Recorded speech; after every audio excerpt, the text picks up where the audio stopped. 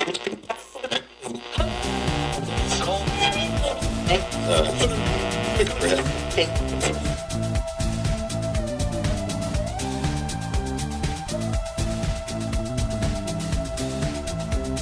right, there we go. I think we got it.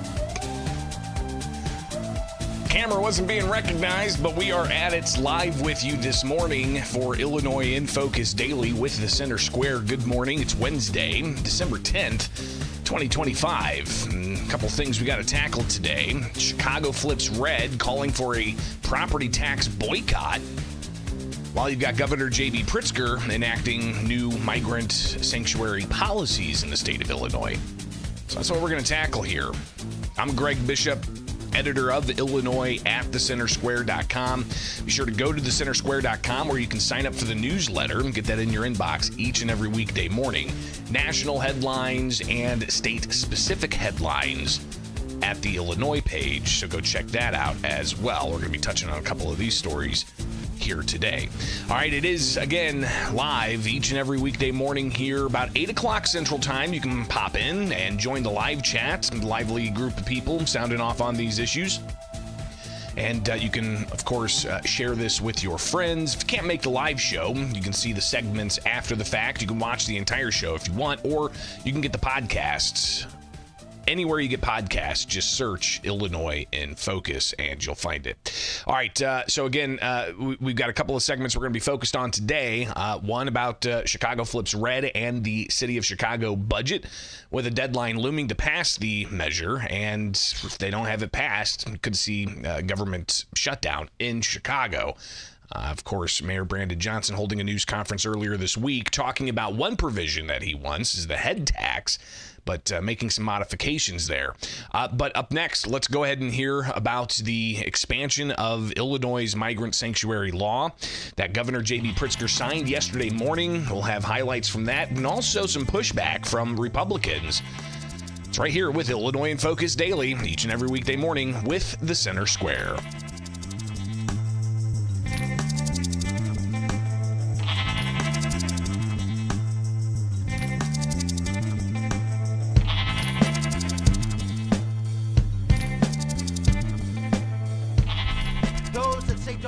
Me. The government's treading, my friend.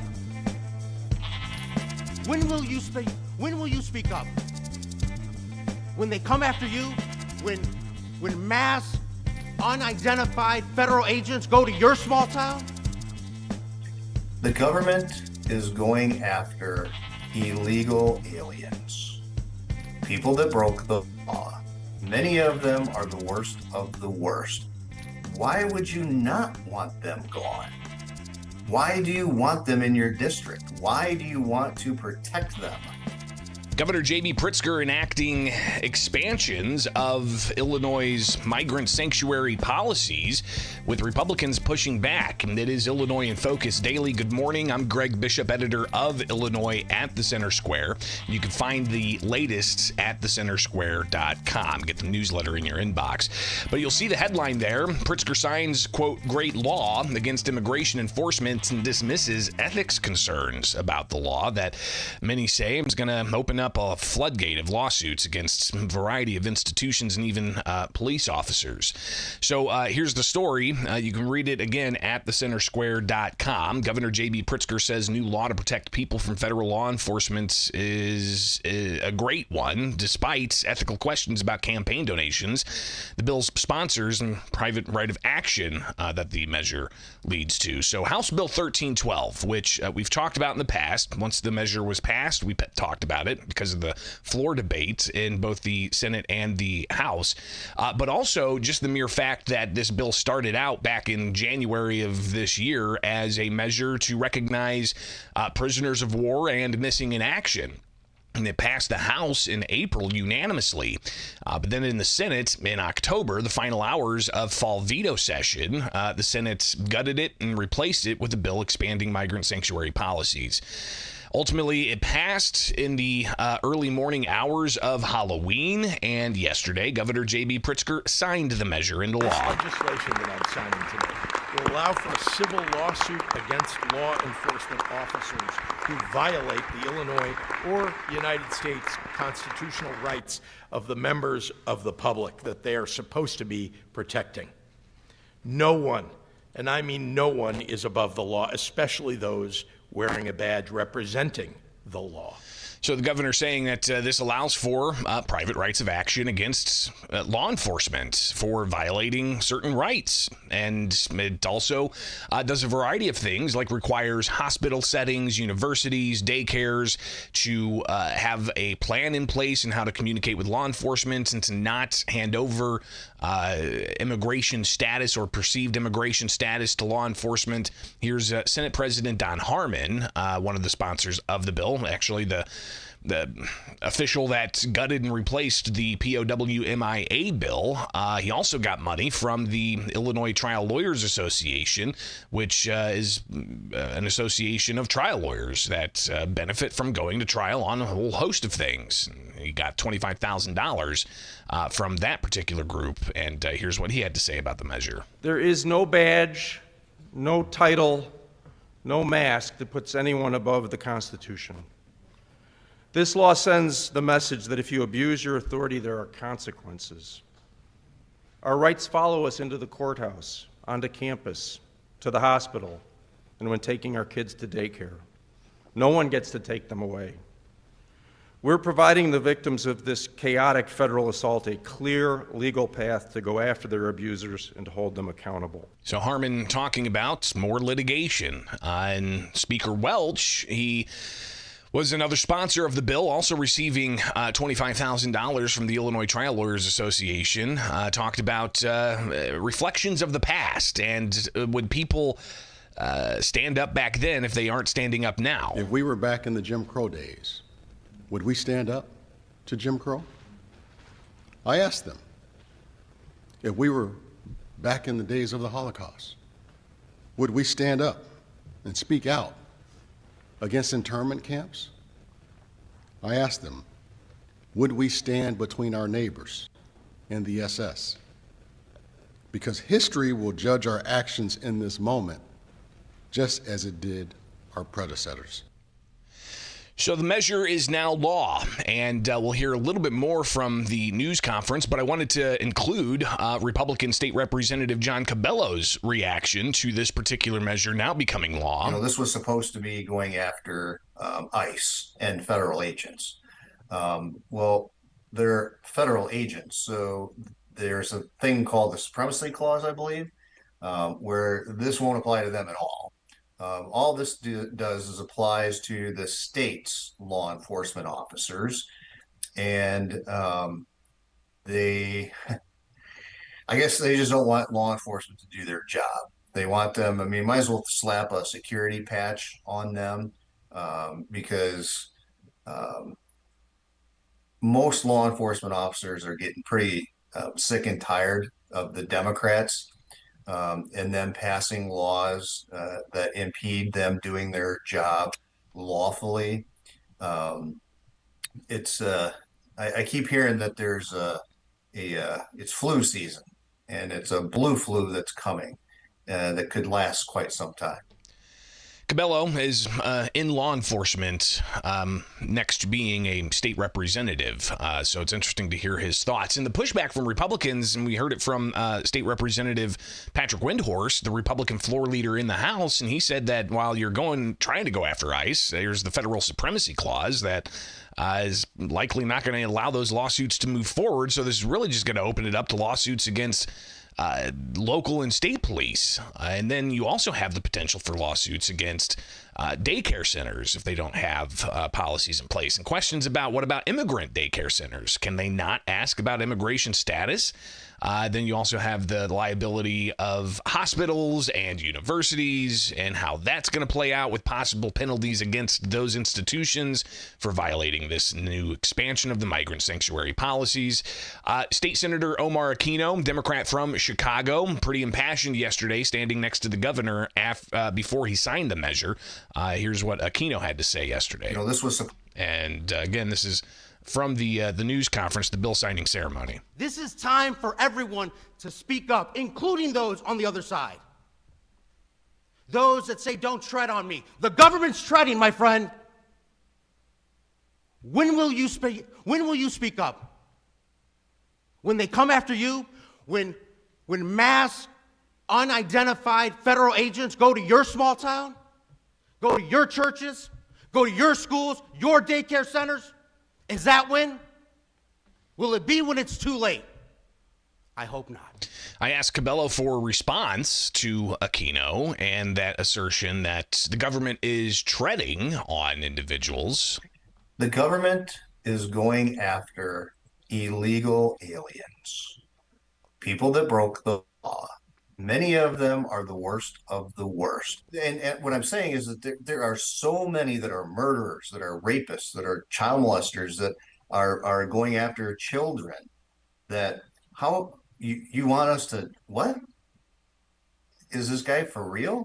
No, number one, I don't even know who he is. If he was sitting next to me, I wouldn't know. So if he wants to have a conversation, I'd be more willing to talk to him and try to open up his eyes that, there's criminals here, people that are hurting other human beings. Why would you not want them gone? Why do you want them in your district? Why do you want to protect them?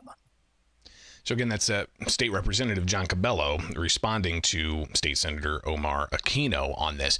And keep in mind, yesterday we talked about how the ICE director, Todd Lyons, is urging for the state to turn over 4,000 illegal immigrants that have charges against them on murder and sex crimes against children and a variety of other violent crimes that Illinois is holding right now in their custody. And ICE is saying hand those 4,000 over, and also claiming that 1,700 criminal aliens have been released onto the streets under the Pritzker administration since January 20th this year.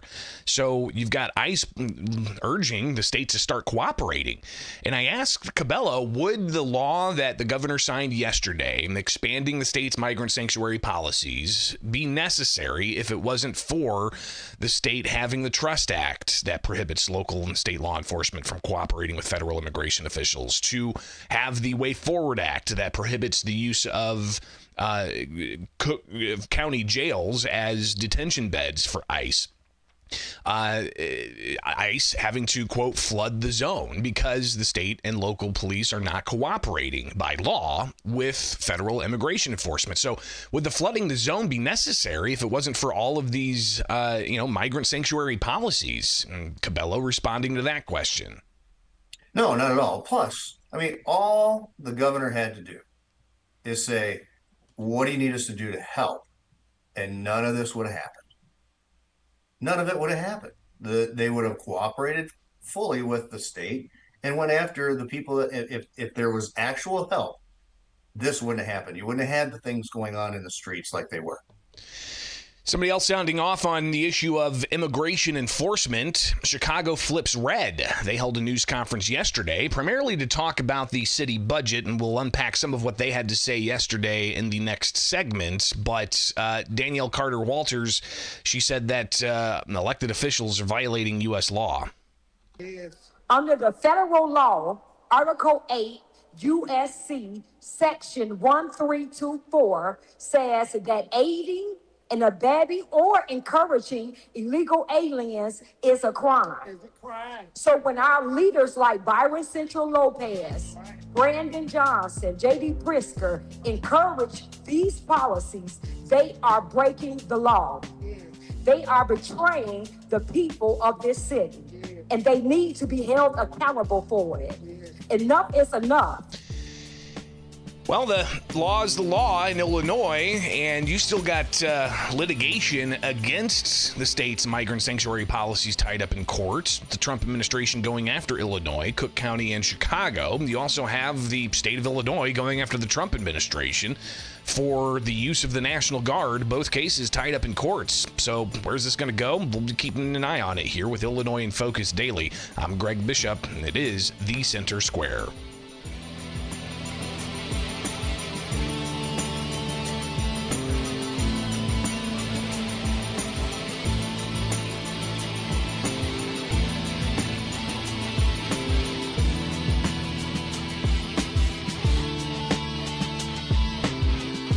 This is one of the most consequential budgets that I believe that our city has been met with. And I believe there's a pathway forward by challenging these large corporations to pay their fair share. We are calling for a boycott. We will not pay another cent in property taxes until we see a forensic audit, until we see where our tax dollars are going. Well, the time continues to crunch towards the end of the month when the city of Chicago has to have a budget passed, and that doesn't seem like it's going to be happening at least anytime soon. And the city council officials going to be meeting today to discuss things. It is Illinois in Focus Daily. Good morning. I'm Greg Bishop with you each and every weekday morning. You can wake up with us here for Illinois in Focus, but you can also get the headlines in your inbox. Go to thecentersquare.com and the Illinois page. You can find these stories and more. So, Chicago mayor revises head tax, and Chicago Flips Red opposes the budget. And you've got the Chicago Flips Red organization pretty vocal, even testifying in Congress. But Chicago Mayor Brandon Johnson, he's talking about the budget and where they're at with a variety of things. Here he is yesterday talking about the head tax, and in particular how he initially wanted to charge, $25 per person per month for employers over 100, but now he's revising that to employers over 500, and I think 30 some odd dollars a month that they'd have to pay. Here he is talking about that head tax proposal. Well, first of all, this is not a punishment for having workers, right? Let's keep in mind, you all, this revenue stream was enacted in 1973, all the way up to 2014. Think about Chicago from 1973 to 2014. Can you look outside these windows and see evidence of job killing and people being whacked? In fact, if you look at our economy, it grew substantially under this particular revenue stream. Here's what I can also tell you. When it went away, there's no empirical evidence that somehow it made us more competitive. In fact, when it went away, guess what came in its place? 3 consecutive years of property tax increases, fines, and fees. Over $500 million. There's more evidence that with this revenue stream going away, that working people had to do more. So I appreciate the question, but I'm just saying, if anybody's gotten whacked, it's been working people in this city, right? We have seen a decline in population as a result of these failures. And so what we have done, again, negotiating the details around my values, is to set up a system. There's a lot there, including him acknowledging that they lost population. It was kind of interesting in the population debate, hearing officials talk about how all of the state of Illinois is not losing population. The Chicago area is not losing population. No, they are losing population. And we've got new estimates that are going to be coming out. Typically, they come out around Christmas time, but checking the U.S. Census, it looks like they're not going to be releasing that set of numbers until January. So we might not get that end-of-year story about population decreases in the state of Illinois. So we may have to wait until January for that, but regardless, so the mayor talking about the revision of his head tax and how he wants to bring it back, and you have the Chicago Flips Red group not too happy about things, and during a news conference yesterday, you have Daniel Carter Walters sharing a clip from the Center Square, and the story in particular was about Byron Sigcho Lopez and Chicago tenants groups looking to subsidize non-citizen migrants rent because, well, here's Byron Sigcho Lopez talking about that with the Center Square. Is that we have a lunatic that is creating harm in American cities who don't agree with him. And we need to help people at least to survive this moment.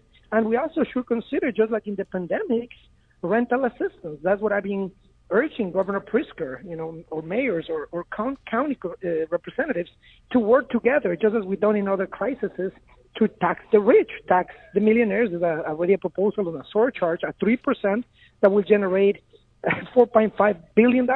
Massachusetts did it at 4%. They raised $5.6 billion. I think that we could do something similar, and I think everybody agrees. The question is, where's the political will so that we can provide some sort of rental assistance? And I think we also should consider a moratorium on evictions, just given the severity of this economic attack and social attack on our city. So again, Sigcho Lopez making those comments to one of our contributors at the Center Square, Glenn Menace, and you can read that story again at thecentersquare.com. Chicago Tenant Group calls for eviction moratorium amid ICE raids. Well, Daniel Carter Walters saying that that's not going to happen. Byron Central Lopez has the nerve to propose taxing the rich, not to give us economic relief, but to fund housing assistance for illegal aliens. Right. Taxing the millionaires and billionaires is not about helping us. It's about funding services for people who broke the law and are now benefiting from our suffering. So that's a moment from Chicago Flips Red's live stream yesterday, and talking about the city's budget. Now, about the city's budget, of course, they've got until the end of this month to pass something and get it signed by the mayor. But is it possible, if it doesn't have the tax increases that the mayor's looking for, that there's going to be a veto? The question asked to the mayor yesterday. Is there basically earlier this week? Is there basically a veto waiting to happen if they present a balanced budget of their own that doesn't include the head tax?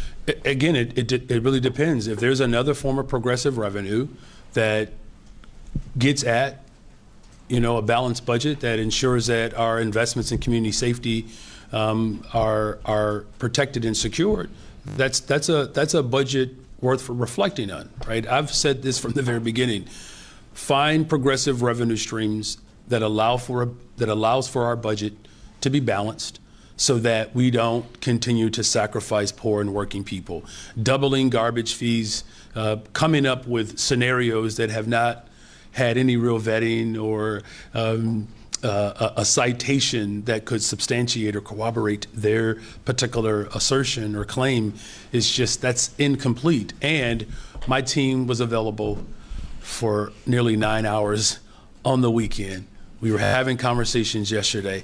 This is what I do all day, every day, nonstop. This is one of the most consequential budgets that I believe that our city has been met with. And I believe there's a pathway forward by challenging these large corporations to pay their fair share. So again, you got the pay their fair share comment that's pretty persistent with Mayor Brandon Johnson, and also the terms progressive revenue and making the rich pay. And listen, I mean, Chicago's already getting $16 billion into their coffers. $16 billion each year. That's at least what the mayor's asking for this coming year, and it's got $1 billion deficit in it. So they're trying to find a way to plug that hole. Could it be, increased garbage fees? Could it be this head tax? Could it be increased property taxes? Well, again, Chicago Flips Red holding a news conference yesterday opposing the budget, warning that they're going to go after the seats of aldermen that approve any tax increases, and they're also urging that residents, act. We are calling for a boycott. We will not pay another cent in property taxes until we see a forensic audit, until we see where our tax dollars are going, and until we see it being spent to help the people who actually live here, to help our children and our families and our neighbors. Just like he said, hands off Chicago. We say hands off our property taxes and hands off our taxes. Right. We need answers. Right. We need transparency. We need to know where every penny of our tax dollars is going. Yeah. And I'm calling on the White House, the DOJ, the FBI to step in and investigate how Brandon Johnson administration is handling these resources. Will there be a boycott of paying property taxes in Cook County? Be interesting to see how that plays out, and if the words and the heed from Chicago Flips Red makes an imprint on taxpayers in Cook County as a protest against the city budget and increased taxes. All right, it's Illinois in Focus Daily. We'll be watching. You can get updates each and every weekday morning here on YouTube with the Center Square, but also get the headlines in your inbox at thecentersquare.com.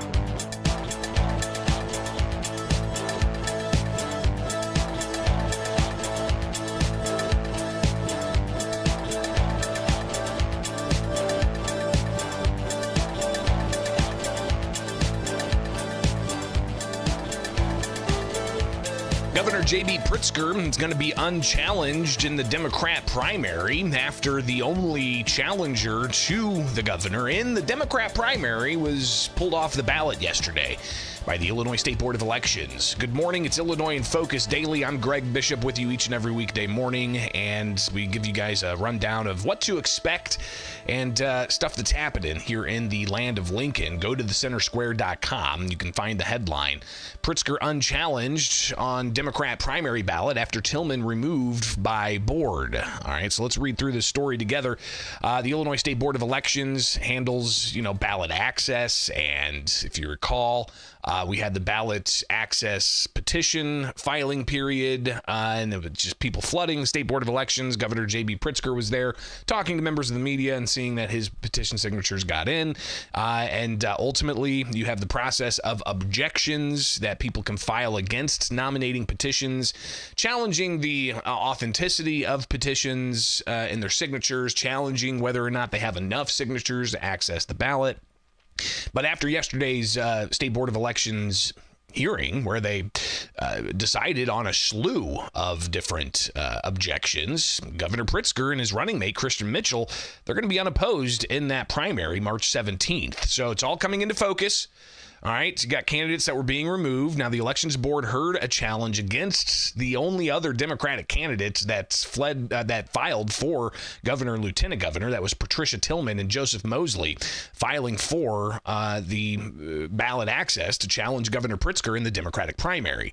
Now, Tillman told the board Tuesday that she attempted to delay a hearing facing injuries she claims opposing counsel inflicted on her. In an affidavit filed to the Elections Board as part of the Elections Board's packet of information, Tillman said she suffered, quote, physical assault, physical battery, planned conspiracy, intimidation, threats, personal attack against my competency and ability to navigate through the Illinois State Board of Elections petition and objection portal, etc., while being deliberately prevented from gaining access to the portal during and after the objection hearing.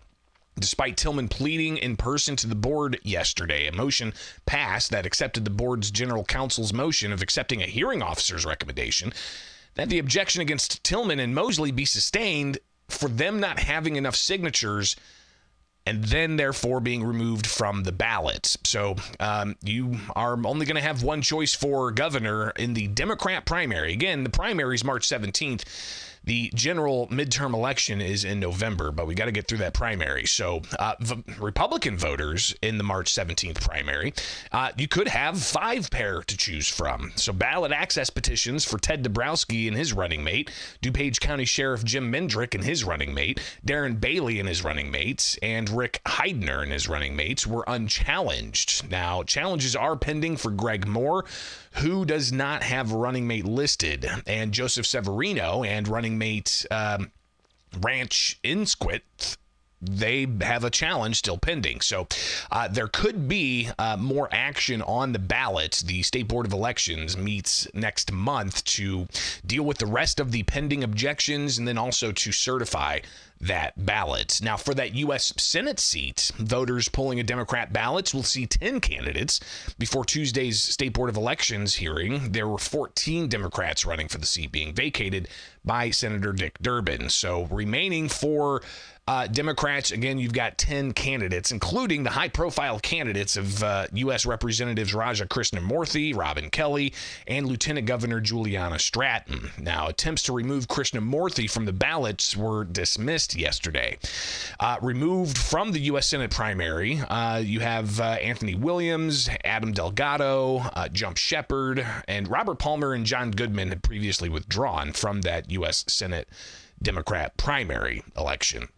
Now, Republican voters, you've got a lot to choose from. 7, all right? You've got ballot access petitions for Jeannie Evans, Jimmy Lee Tillman II, Pamela Denise Long, R. Carrie Caparelli, Don Tracy, Casey Cutlack. Those remain unopposed, and objections pending for Cassandra Claiborne.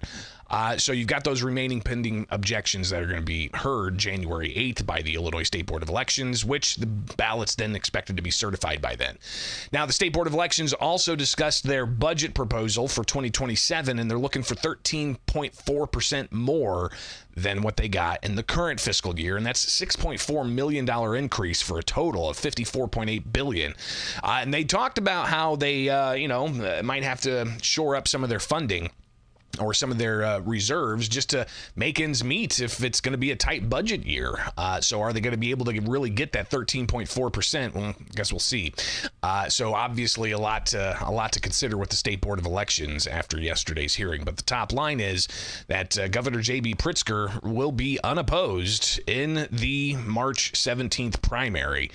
After yesterday's State Board of Elections hearing. All right, it is Illinois in Focus daily, each and every weekday morning here. I'm Greg Bishop. Thank you so much for being here, and get the headlines in your inbox. Go to thecentersquare.com, sign up for the newsletter. You can also find more at our YouTube page, not just what's going on here in Illinois, but across the country. Go check the headlines from Washington, D.C. to Washington State. It's right here with the Center Square.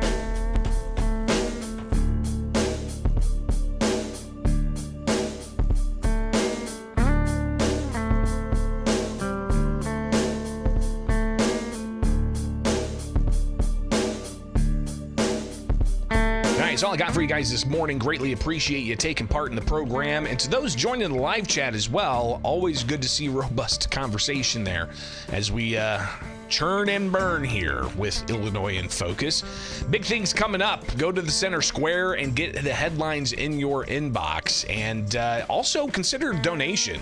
You know, it is the season of giving, and we are a nonprofit newswire service. So go donate if you've got a few extra pennies or a few extra bucks, and help us continue our mission here to let taxpayers know how they're being impacted by government. All right, so go to thecentersquare.com, get the details. We'll see you back here with more Illinois in Focus daily tomorrow. All right, I'm Greg Bishop. Have yourself a wonderful rest of the Wednesday. And we'll see you tomorrow for Illinois in Focus, only with the Center Square.